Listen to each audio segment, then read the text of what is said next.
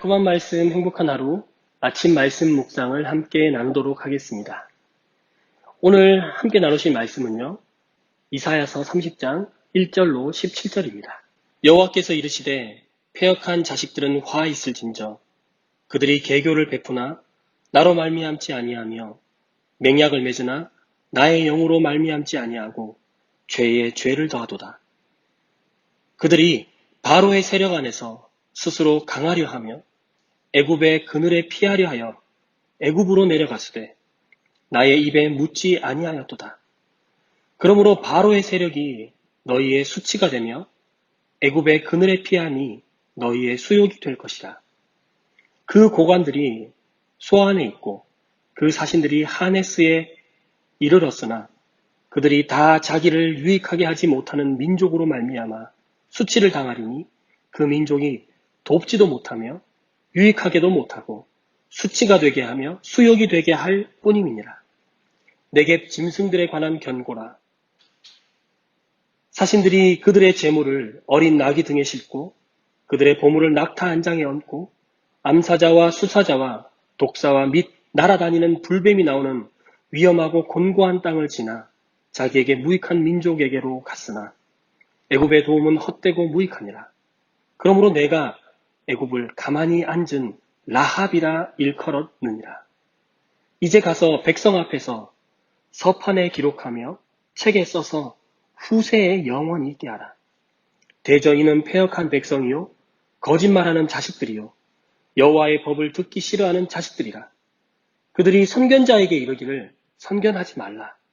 선지자들에게 이르기를 우리에게 바른 것을 보이지 말라. 우리에게 부드러운 말을 하라. 거짓된 것을 보이라. 너희는 바른 길을 버리며 첩경에서 돌이키라. 이스라엘의 거룩하신 이를 우리 앞에서 떠나시게 하라 하는도다.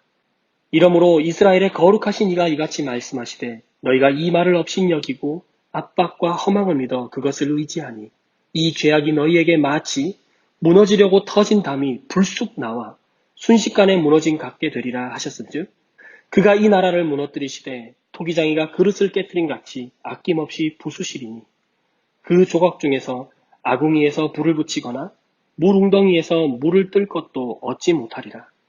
주 여호와 이스라엘의 거룩하신 이가 이같이 말씀하시되 너희가 돌이켜 조용히 있어야 구원을 얻을 것이요 잠잠하고 신뢰하여야 힘을 얻을 것이거늘 너희가 원하지 아니하고 이르기를 아니라 우리가 말 타고 도망하리라 하였으므로 너희가 도망할 것이요 또 이르기를 우리가 빠른 짐승을 타리라 하였으므로 너희를 쫓는 자들이 빠르리니 한 사람이 꾸짖은즉 1000사람이 도망하겠고 5이 꾸짖은즉 너희가 다 도망하고 너희 남은 자는 겨우 산 꼭대기에 깃대 같겠고 산마루 위에 기치 같으리라 하셨느니라.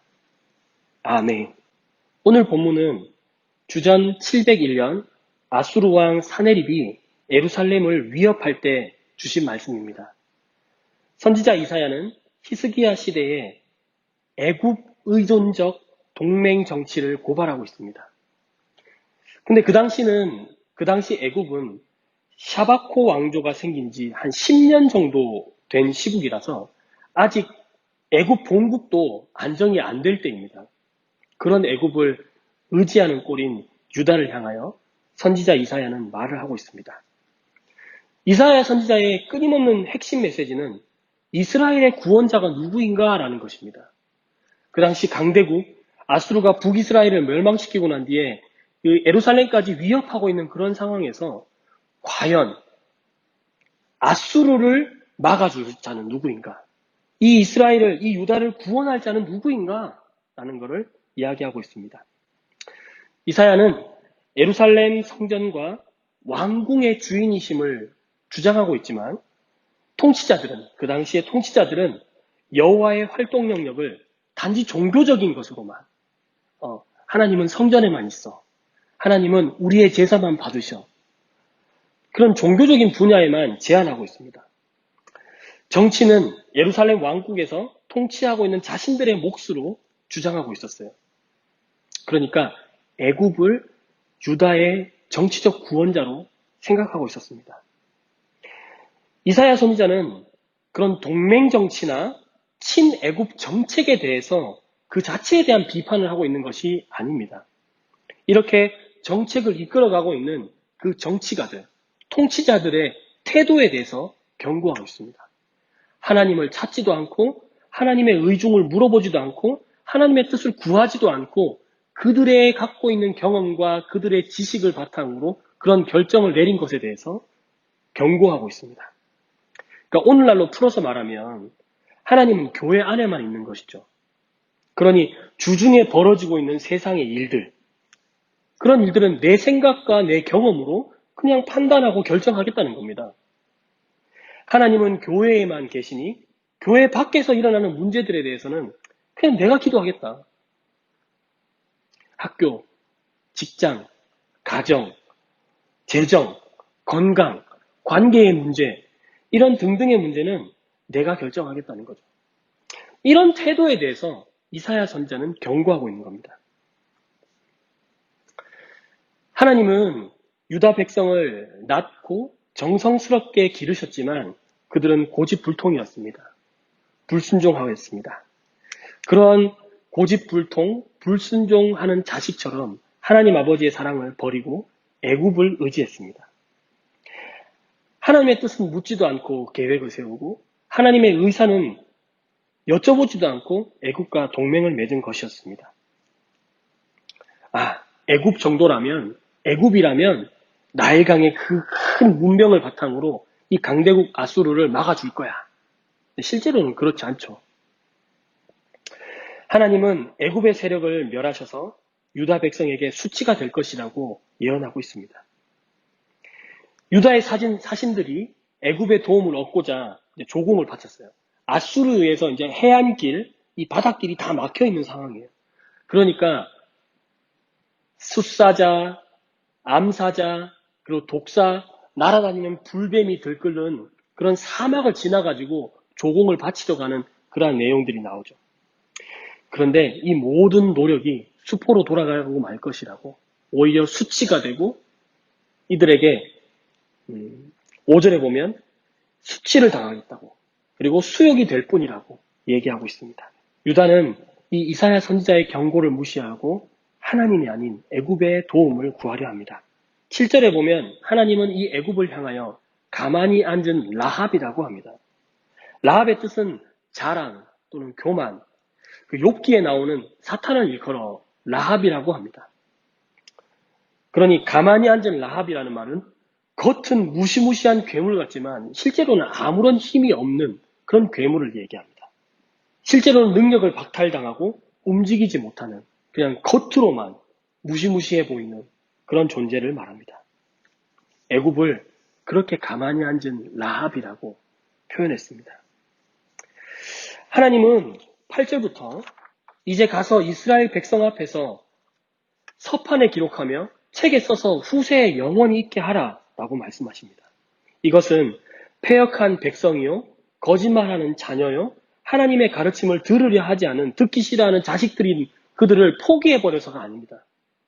그들에게 이 예언의 성취를 통하여 하나님은 이런 분이야 라고 가르치기 위해서이기도 하지만 후대 다음 세대들을 향하여 너희가 기록해서 이걸 기억해라. 하나님이 너희의 주인이시다. 하나님만이 너희의 구원자이시다 라는 것을 알려주기 위해서입니다.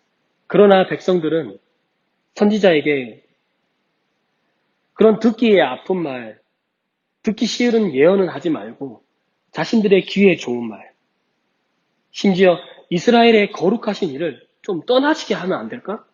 라고 이야기합니다. 오늘날 종교인의 모습을 생각해 봅시다. 하나님의 말씀을 그대로 전하게 되면 마음에 부담이 생기고 찔림이 있습니다. 그래서 목회자들에게 좀 긍정적으로 설교해 주시면 안 됩니까? 듣기 좋고 위로, 격려의 설교, 힘이 되는 설교를 해주시면 안 됩니까? 기회를 즐겁게 해주고 세상을 잘 살아갈 수 있는 노하우를 알려주면 안 됩니까? 성공하는 방법, 인기를 얻는 방법을 알려주면 안 됩니까? 라고 합니다. 오히려 이렇게 이야기해야 되는 거 아닙니까? 정말 하나님의 자녀라면, 정말 진리를 사모하는 하나님의 자녀라면 말씀을 있는 그대로 전해주십시오. 마음에 부담이 생기더라도 찔림이 생기더라도 그대로 전해주십시오. 순종하겠습니다. 라고 해야 하는 거 아닐까요? 마음이 교만하고 거짓말을 말하니 하나님 말씀을 듣기 싫어하는 그들은 급기야 이사야의 입을 막으려 합니다. 이집트로 가는, 애굽으로 가는 길을 막지 마라. 기분 나쁜 예언을 하려면 아예 하지 마라. 아니, 하나님의 말씀을 전하지 마라. 그러나 이스라엘의 거룩하심이 이 하나님께서는 유다를 산산조각 낼 거라고 하십니다. 이사야 선지자가 하나님을 의지하면 살 수 있다. 하나님만이 여러분의 도움이시다. 여러분 하나님을 잠잠히 그 하나님의 도우심을 구해라 라고 할 때 뭐라고 얘기하냐면 말 타고 도망가면 됩니다. 말이 얼마나 빠른데요. 그거 아세요? 그 사람들이 말 타고 도망가는 그 도망치는 그 말보다 이 쫓아오는 추격하는 적군의 말이 더 빨라서 이들을 몰살시켜버립니다. 한 사람의 적이 소리치면요 1000명이 도망간대요.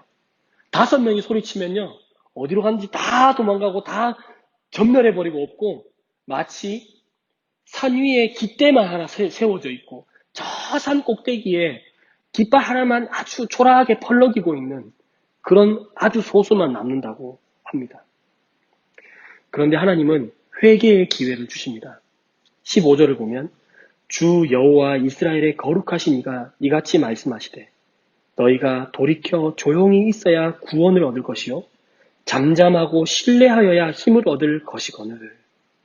하지만 그들은 하나님을 거절하고 자신들의 생각에 가장 합리적이라고 생각하는 것으로 결정합니다. 결국 하나님은 토기장이가 이 토기 그릇을 깨뜨리듯이 그들을 멸하십니다. 한번 다 깨뜨리잖아요. 그러면 큰 조각들은 아궁이 불에서 이제 불을 옮길 때라든지 물을 풀 때라든지 이렇게 사용될 수 있지만 그런 큰 조각마저도 다 아주 부숴버린답니다. 근데 이게 어떻게 부서지냐고요? 마치 이 담장에 조그만 틈이 생겼는데 물살이 탁 오면은 이것이 한꺼번에 다 헐어지는 것처럼 한 번에 헐어버리신대요. 하나님의 심판은 그렇습니다. 사랑하는 강서 공동체 여러분, 여러분이 무엇인가 중요한 결정을 해야 하십니까? 주님께 여쭤보십시오. 여러분의 노하우가 아닌 하나님의 뜻과 의도를 여쭤보시기 바랍니다. 여러분이 믿고 의지하는 것은 무엇입니까? 하나님보다 더 의지하고 있는 것은 없습니까? 관계입니까? 돈입니까? 경험과 지식입니까? 하나님의 말씀을 듣는 우리의 자세는 어떻습니까? 하나님의 말씀을 그대로 받기보다 귀에 즐거운 것을 바라지는 않습니까? 주 여호와 이스라엘의 거룩하신 이가 이렇게 말씀하십니다. 돌이켜 조용히 있어야 구원을 얻을 것이요 잠잠하고 신뢰하여야 힘을 얻는 것이라고. 위기의 상황에서 구원을 얻고 힘을 얻을 수 있는 방법은 우리가 주님보다 더 의지하고 믿고 있는 우상들을 내려놓고 돌이켜서 우리에게 구원을 주시고 힘을 주시는 주님께 조용히 그리고 잠잠히 나아가는 것입니다. 그분만을 의지하고 신뢰하는 것입니다. 모든 문제의 주인 되신 예수님께 조용히 나아가는, 잠잠히 나아가는 저와 여러분이 되시기를 바랍니다.